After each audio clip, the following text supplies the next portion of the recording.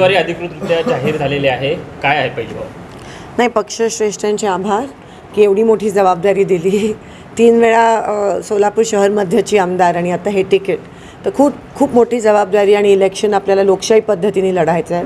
पण एकंदरीत गावोगावी आणि आम्ही जेव्हा फिरतो तेव्हा रोष दिसून येतो लोकांचा भाजपच्या विरोधात. भाजपने खूप मोठा विश्वासघात केला आहे किंवा फसवलं आहे लोकांना.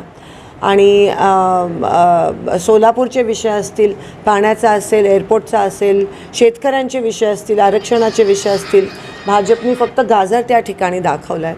आणि मला असं वाटतं ह्यावेळेस तुम्हाला महाविकास आघाडीचे खासदार महाराष्ट्रातच नाही पण देशभरात इंडिया अलायन्सचे खासदारांची संख्या वाढताना दिसेल. ताई, अद्याप भाजपचा उमेदवारही जाहीर झालेला नाही आहे. कुठंतरी भाजप बॅकफुटला आहे असं वाटत आहे?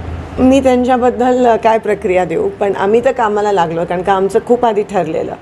तर त्यांच्या इथे काय चाललं आहे मला माहीत नाही, पण आम्ही लोकांपर्यंत पोचतो आहे. आणि भाजप सरकार जे सारखं लोकांना खोटं सांगायचा प्रयत्न करते किंवा लोकांवर जाहिरातीच्या माध्यमातून, होर्डिंगच्या माध्यमातून जे लोकांच्या मनावर बिंबवायचा प्रयत्न करते, त्यांना एक्सपोज करण्याचं काम आज आम्ही करत आहोत.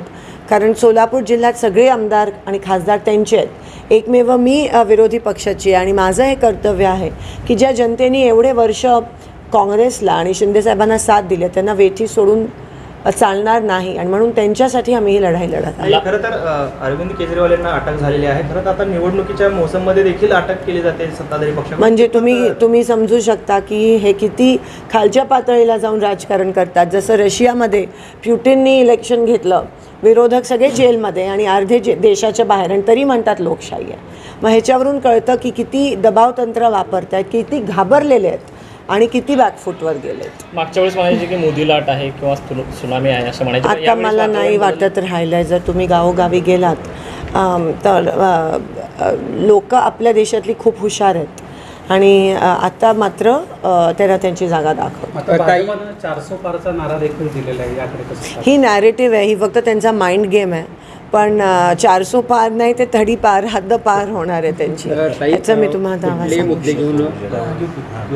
मी सांगितलं, सोलापुरात एअरपोर्टचा विषय, पाण्याच्या नियोजनाचा विषय, रस्त्याचा विषय, आरक्षणाचा विषय, दुष्काळग्रस्त भाग जो आहे त्यांना ताबडतोब निधी मिळणं, छावणी जनावरांना मिळणं आणि शेतकऱ्यांना पीक विमा मिळणं हे आणि तरुण युवकांना रोजगार मिळणं हे महत्त्वाचे मुद्दे असणार आहेत.